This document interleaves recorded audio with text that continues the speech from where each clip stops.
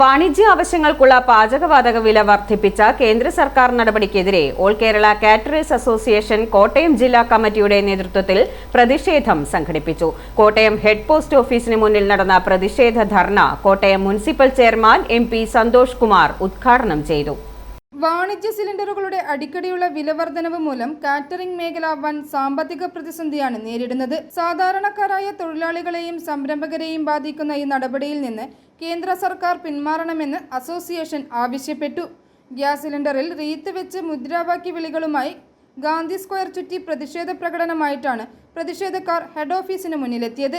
പ്രതിഷേധ സമരം Kottayam municipal chairman MP Santhosh Kumar ഉദ്ഘാടനം ചെയ്തു. കാറ്ററിംഗ് മേഖല ജീവിതത്തിന്റെ അവിഭാജ്യ ഘടകമായി മാറിക്കൊണ്ടിരിക്കുന്ന വേളയിലാണ് പാചകവാതക സിലിണ്ടറിനും ഇന്ധനത്തിനും വില കുത്തനെ വർദ്ധിപ്പിച്ച് കേന്ദ്ര സർക്കാർ ഈ മേഖലയെ തകർച്ചയുടെ വക്കിലേക്ക് എത്തിക്കുന്നതെന്ന് ചെയർമാൻ ഉദ്ഘാടന പ്രസംഗത്തിൽ പറഞ്ഞു.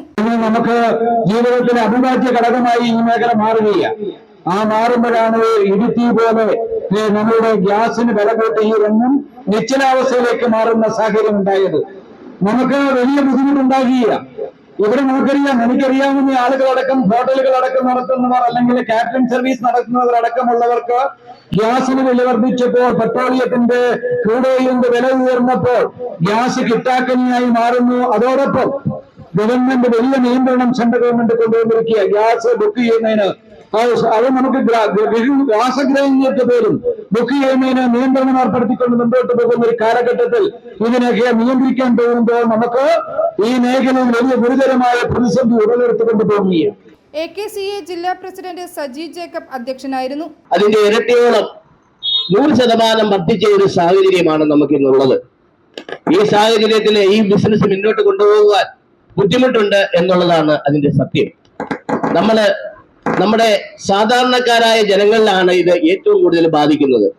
നമ്മുടെ സഹോദര സംഘടനകളായ KHRA, ബേക്കേഴ്സ്, അതൊക്കെ അതിൻ്റെ അകത്തൊക്കെയുള്ള ആൾക്കാര് സാധാരണ ജനങ്ങളിലേക്ക് ഇറങ്ങിച്ചെല്ലുന്ന മറ്റ് ഈ നമ്മുടെ മേഖല പോലെ തന്നെ ഈ സംഘടനകളിലുള്ള ആൾക്കാര് നിരവധി ഈ മേഖലയിൽ ബുദ്ധിമുട്ടുന്നുണ്ടെന്നുള്ളതാണ് അതിന്റെ സത്യം. സംസ്ഥാന രക്ഷാധികാരി പ്രിൻസ് ജോർജ് മുഖ്യപ്രഭാഷണം നടത്തി. രാജ്യത്തിന്റെ ഏറ്റവും ദുരവസ്ഥയിലേക്ക് ഈ കാര്യങ്ങളെ തള്ളിക്കൊണ്ടു പോകുന്ന അവസ്ഥയിൽ നമ്മളുണ്ടാക്കുന്ന ഭക്ഷ്യ വസ്തുക്കൾക്ക് വില കൂട്ടാനുള്ള ഒരു സാഹചര്യം ഇവിടെ ഉണ്ടാക്കുന്നത് ഈ സർക്കാരുകളാണെന്നുള്ളത് പൊതുജനം മനസ്സിലാക്കേണ്ടതായിട്ടുണ്ട്.